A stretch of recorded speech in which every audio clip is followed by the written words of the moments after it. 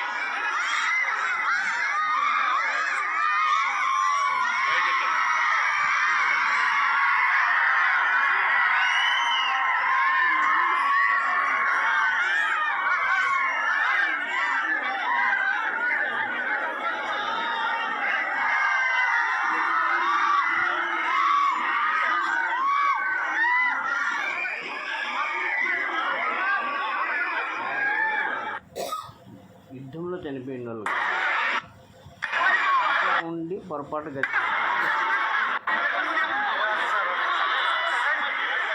Support ఉండండి. ఎవరైనా fix చేస్తాను.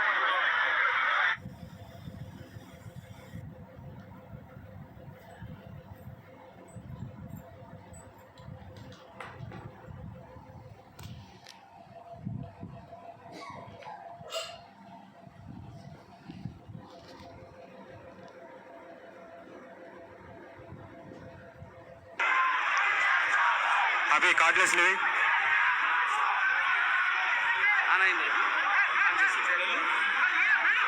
కార్డ్లెస్ లాంచ్ చేయండి.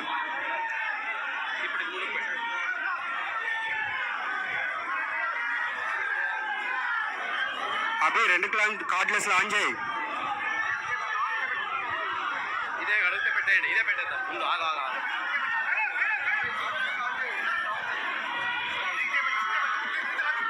పెడదాం సార్. ఇది పెడదాం సార్. పెట్టేసి ఇదే పెట్టండి సార్ నెమ్మదిగా.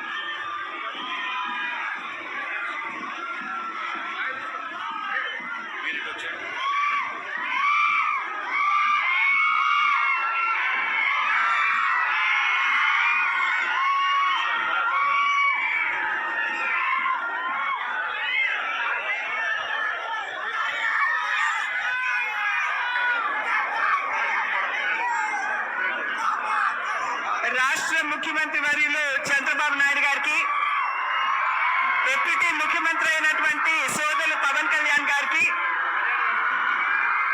కూటమి నాయకులకి కార్యకర్తలకి గుండెల నిండా జాతీయ భావాన్ని నింపుకుని భారతదేశానికి తమ ఐకమత్యాన్ని చాటడానికి వచ్చినటువంటి విశేష జనసంద్రానికి పేరు పేరున నమస్కారాలు నేను తెలియజేస్తున్నాను.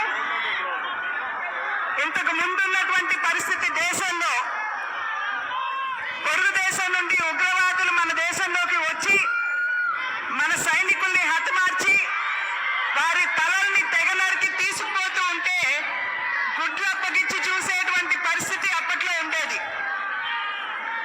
కానీ 2014వ సంవత్సరం నుండి ఒక సమర్థవంతమైనటువంటి నాయకత్వం, ఒక దృఢమైనటువంటి నాయకత్వం దేశానికి లభించిన తర్వాత దేశ ఆంతరంగిక భద్రతతోటి, అదేవిధంగా దేశ సార్వభౌమత్యంతో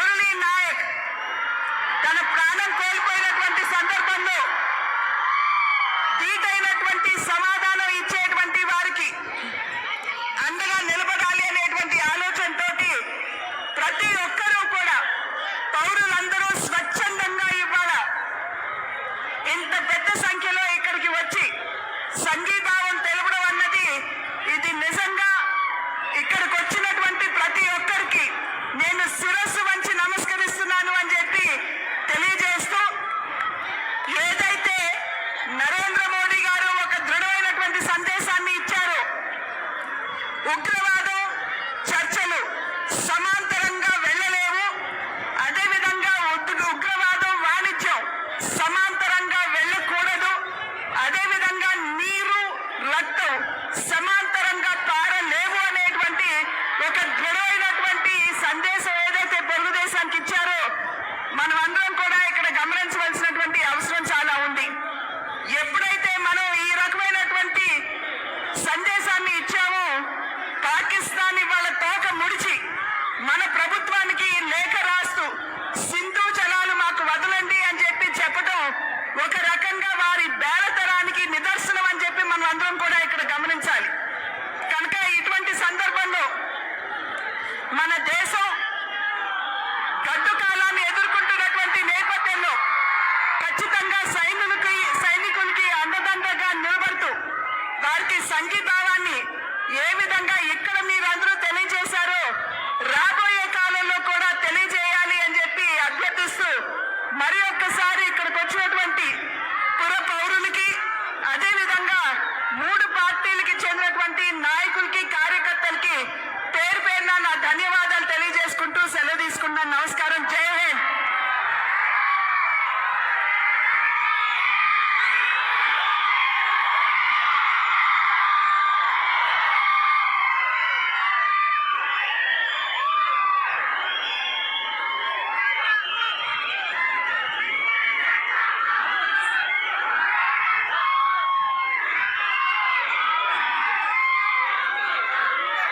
भारत माता की, भारत माता की.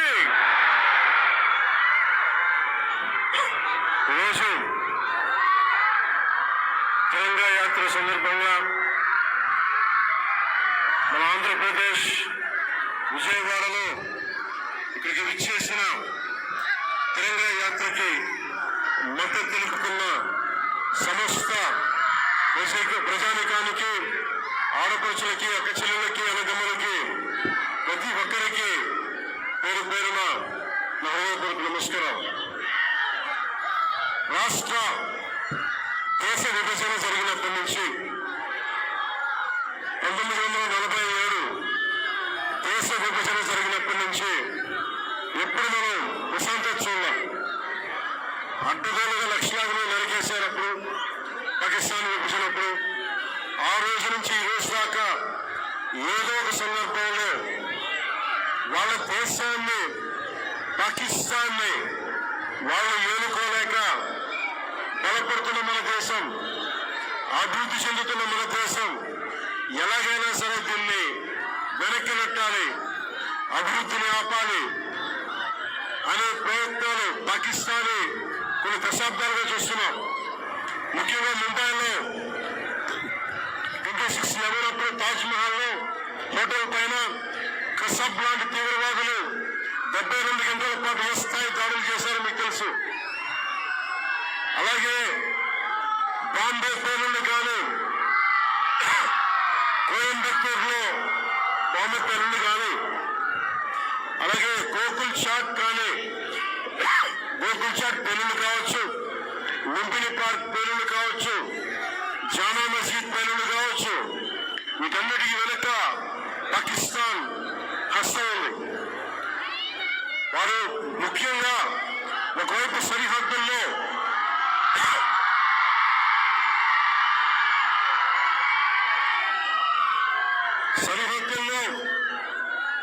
మనం ఈ రోజున విజయవాడలో కూర్చొని, ఆంధ్రప్రదేశ్లో కూర్చొని మనం ఇక్కడ తిరగలుగుతున్నామంటే జమ్మూ కాశ్మీర్లో కానీ, హర్యానాలో కానీ, రాజస్థాన్లో కానీ, సరిహద్దు రాష్ట్రాలు ఏవైనా సరే ఇంత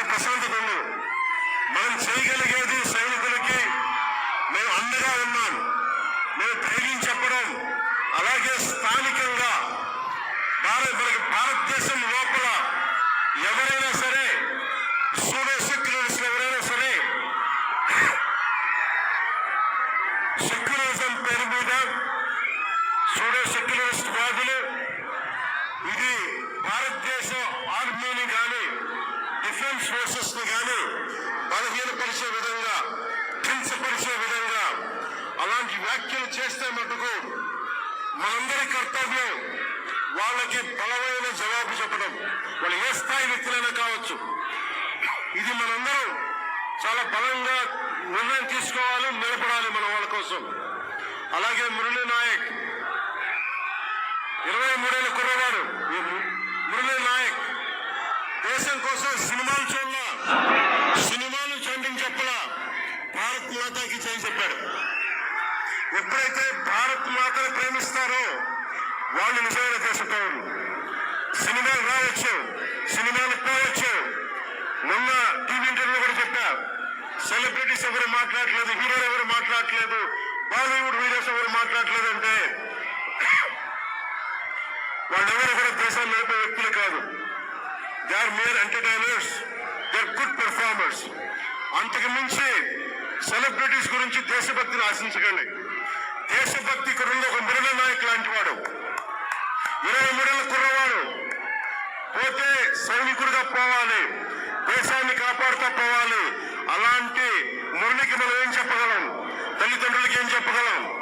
ఒకటి దేశం కోసం ప్రాణాలు వడ్డేసి వెళ్ళిపోయిన మురళీ నాయక్ ఆత్మకి శాంతి కలగాలని కోరుకుంటూ నిరంతరం మన గౌరవ ప్రధాని శ్రీ నరేంద్ర మోదీ గారికి ఎల్లప్పుడూ వెన్నంటే ఉంటాం, అండగా ఉంటాం అని తెలియజేసుకుంటూ పాకిస్తాన్కి మనందరం మన భాషల్లో అన్నిట్లో కూడా ఒకటే చెప్పాలి.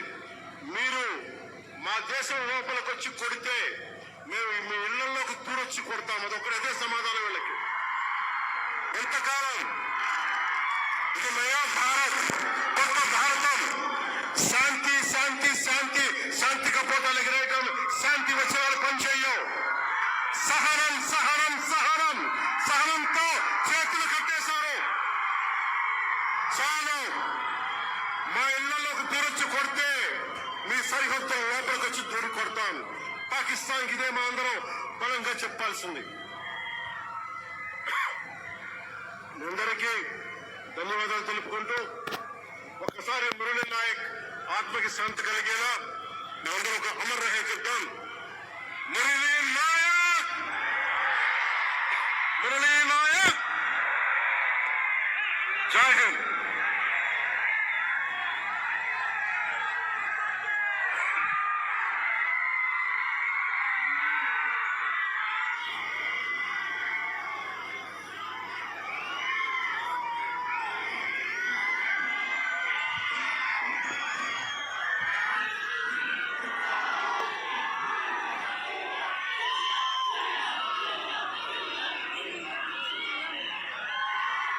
గౌరవనీయులు మిత్రులు, జనసేన అధినేత పవర్ స్టార్ పవన్ కళ్యాణ్ గారు, గౌరవనీయురాలు ఆంధ్రప్రదేశ్ రాష్ట్ర బీజేపీ అధ్యక్షురాలు పురంధేశ్వరి గారు, వందే మాతరం, వందే మాతరం, వందే మాతరం. అందరికీ నమస్కారాలు. ఈరోజు మనం భారత దళాల పరాక్రమాన్ని కీర్తిస్తూ 175 నియోజకవర్గాల్లో 16, 17, 18 తేదీల్లో తిరంగా యాత్ర పేరుతో ఒక పెద్ద కార్యక్రమానికి ప్రజలే శ్రీకారం చుట్టారు. ఈరోజు ఇక్కడ ఎన్డీఏ నాయకులుగానే మేమందరం నిమిత్త మాత్రంలో ఇది ప్రజా ఉద్యమం అని చెప్పి కూడా నేను మీకు తెలియజేస్తున్నాను. అందులో భాగంగా విజయవాడలో తిరంగా ర్యాలీ మనం అందరం నిర్వహించుకున్నాం. ఉగ్రవాదంపై పోరులో మన రక్షణ దళాల పోరాటానికి సెల్యూట్ చేస్తున్నాను. అందరూ కూడా గర్వించదగ్గ సైనిక దళాలు మనకుండడం మన దేశానికి ఒక గర్వ కారణం. దీన్ని మనందరం అభినందించాల్సిన అవసరం ఉంది. జాతీయ జెండా చూడగానే అత్యంతమైన ఉత్సాహం, ఉద్వేగం, దేశభక్తి మనందరిలో వస్తా ఉందంటే ఆ జాతీయ జెండా రూపాన్ని రూపొందించినటువంటి వ్యక్తి పింగళి వెంకయ్య ఈ ప్రాంతం వాడేనని చెప్పి మరొక్కసారి గుర్తిస్తున్నా. అలాంటి జెండా చూస్తే దేశ పౌరులే కాదు ప్రపంచం మొత్తం ఒక ప్రత్యేక గుర్తింపు ఉండే ఏకైక జెండా భారతీయ జెండా అని చెప్పి నేను మీకు తెలియజేస్తున్నా. అందుకని మనందరం ఇక్కడ సమావేశమైంది. పహల్గాం అనంగానే మనలో రోషం వస్తుంది, కోపం వస్తుంది. భార్య ముందరనే భర్తని, కొడుకు ముందరనే తండ్రిని మతం పేరడిగి చంపేశారు. ఇదెక్కడ న్యాయం అని నేను అడుగుతున్నా. అలాంటి సంఘటన దేశం మొత్తం ప్రతి ఒక్కరిలో కూడా ఒక ఆవేశం వచ్చింది. అంతేకాదు ఒక బాధ, ఒక పక్కన ఆవేదన కూడా వచ్చే పరిస్థితి వచ్చింది. ఇవన్నీ చూసిన తర్వాత ప్రధానమంత్రి నరేంద్ర మోడీ గారు ఆడబిడ్డల నుదుట తిలకంతుడు చేసిన ఒక్క ఉగ్రవాది భూమి మీద ఉండడానికి వీలు లేదని ఆపరేషన్ సింధూర్కు శ్రీకారం చుట్టారు. మీరు గుర్తుపెట్టుకోండి, మనం ఎప్పుడు కూడా వేరే దేశాలపైన యుద్ధానికి పోవడం లేదు. కానీ ప్రపంచాన్ని పట్టి పీడిస్తున్న సమస్య ఉగ్రవాదం. ఉగ్రవాదం పైన పోరాడే ఏకైక దేశం భారతదేశం, ఏకైక నాయకుడు నరేంద్ర మోడీ. అందుకని రక్షణ దళాలు ఉగ్రవాదుల్ని ఈ దేశానికి తిరిగి కన్నెత్తి చూడకుండా చేయాలని ఎక్కడున్నా వాళ్ళ మీద మన త్రివిధ దళాలు ధైర్య సాహసంతో ముందుకు పోయినాయి. ప్రపంచ చరిత్రలో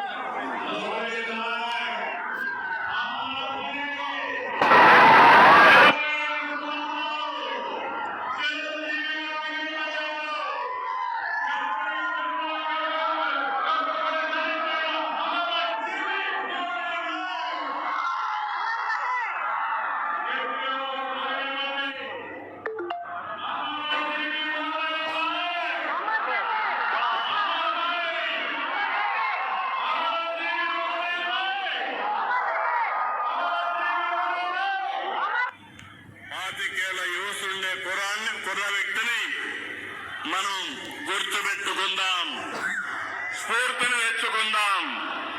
అలాంటి త్యాగదనిని ఆంధ్రప్రదేశ్ రాష్ట్రమే కాకుండా దేశం మొత్తం గర్విస్తుందని చెప్పి కూడా నేను మీకు తెలియజేస్తున్నా. అత్యంత కఠినమైన పరిస్థితులు సరిహద్దుల్లో రాత్రి పగలు లెక్క చేయకుండా మన దేశాన్ని కాపాడి మనల్ని కాపాడుతున్నటువంటి జవాన్లకి చేతులెత్తి నమస్కరిస్తున్నా. వాళ్ళందరికీ కూడా సెల్యూట్ చేస్తున్నానని చెప్పి కూడా నేను మీకు తెలియజేస్తున్నాను. వాళ్ళు పోరాడుతున్నారు, మనం క్షేమంగా ఉన్నాం. ఈ విషయం మనం గుర్తుపెట్టుకోవాల్సిన అవసరం ఉంది. ఈరోజు మన దేశ గౌరవం, మన బలం, సాయుధ బలగాలే. మనం ఏమాత్రం అధైర్యపడవలసిన అవసరం లేదు. ప్రధాని మోడీ గారి సంకల్పం ఉగ్రవాదులు ఎక్కడున్నా, ప్రపంచంలో ఎక్కడ దంకున్నా వాళ్ళని తుదమెట్టించే విధంగా ముందుకు పోయేదానికి చాలా దృఢ సంకల్పంతో ముందుకు పోతున్నారు. ఈ ఆపరేషన్ లో మన సైనికుల ధైర్యం చూశాం, సామర్థ్యం చూశాం, మనం తయారు చేసుకున్న ఆయుధాల్ని మనం చూశాం. ఈరోజు ప్రపంచ దేశాల్లో భారతదేశం యొక్క ప్రతిష్ట పెరిగే పరిస్థితి వచ్చింది. పొరుగు దేశాల్లో ఉండే శత్రువుల గుండెల్లో రైళ్లు పరిగెత్తించే పరిస్థితి వచ్చింది. మేము ఎవరి జోలికి రాము, ఎవరి పైన యుద్ధం చేయం. తీవ్రవాద రూపంలో మా దేశానికి వస్తే మాత్రం అదే చివరి రోజు మీకని మరొకసారి హెచ్చరిస్తున్నాను. ఇది ప్రతి ఒక్కరి నినాదం కావాలి. ప్రతి ఒక్కరు కూడా అవసరమైతే ఎలాంటి త్యాగానికైనా సిద్ధమవుతామని చెప్పాల్సిన తరుణం ఇది. అందుకే ఈ రోజు మనందరం కూడా చూస్తే దేశానికి సరైన సమయంలో సరైన నాయకుడు, బలమైన నాయకుడు నరేంద్ర మోడీ గారు అని చెప్పి మీ అందరికీ విజ్ఞప్తి చేస్తున్నా. ఇంకొక పక్కన సరైన నిర్ణయం సరైన సమయంలో తీసుకునే సమర్థవంతమైన నాయకుడు కూడా నరేంద్ర మోడీ గారు. అదే మనం నిరూపించాడు. ఆపరేషన్ సింధూర్ అని చెప్పి కూడా నేను మీకు తెలియజేస్తున్నాను.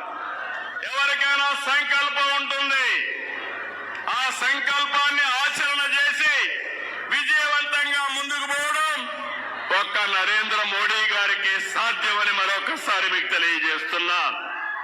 ఈరోజు భారతదేశం ఒక రక్షణ శక్తిలోనే కాదు, ఆర్థిక శక్తిలో కూడా ముందుకు పోతున్నాం. కొంతమందికి బాధ ఉంది, అసూయ ఉంది, కానీ మీరు ఏమీ చేయలేరని చెప్పి హెచ్చరిస్తున్నా.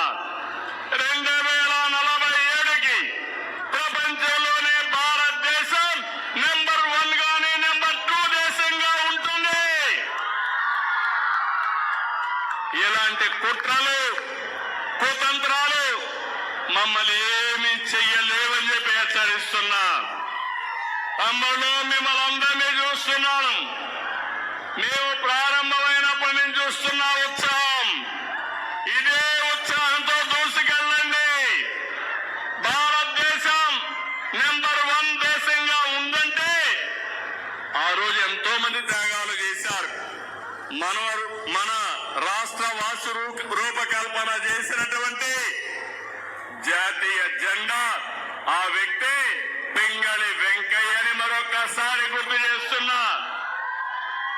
అలాంటి జాతి మనది. జాతి నిర్మాణం కోసం పోరాడిన జాతి. అందుకే మనందరం కూడా సమర్థవంతంగా పనిచేసి జాతి పునర్నిర్మాణంలో భాగస్వాములయ్యి ప్రపంచంలో ఏ శక్తి అడ్డుకోని విధంగా ఆర్థిక శక్తిలో, రక్షణ శక్తిలో మనకు మనమే మేటైన శక్తిగా తయారు కావాలని చెప్పి మిమ్మల్ని అందరినీ కోరుతున్నా. ఈరోజు ఇలాంటివన్నీ జరగాలంటే, పహల్గామ్ లాంటి సంఘటనలు జరిగితే ఆపరేషన్ సింధూర్ లాంటి కార్యక్రమాలు అవసరం. దీనికి దేశం సిద్ధం, దేశంలో ఉండే పౌరులందరూ సిద్ధం. ఇది గుర్తుపెట్టుకోమని ప్రపంచంలో ఉండే ఉగ్రవాదుల్ని మరొక్కసారి హెచ్చరిస్తున్నానని చెప్పి కూడా నేను మీకు తెలియజేస్తున్నా. ప్రతి ఒక్క ఇంటిలో చర్చ జరగాలి. యువత, మురళీ నాయక్, మీ అందరికీ స్ఫూర్తి కావాలి. సిద్ధమా తమ్ముళ్ళు అని అడుగుతున్నా మిమ్మల్ని. అందుకే మనం అందరం కూడా గట్టిగా దేశాన్ని కీర్తించే విధంగా, నేను భారత్ మాతాకి అంటే గట్టిగా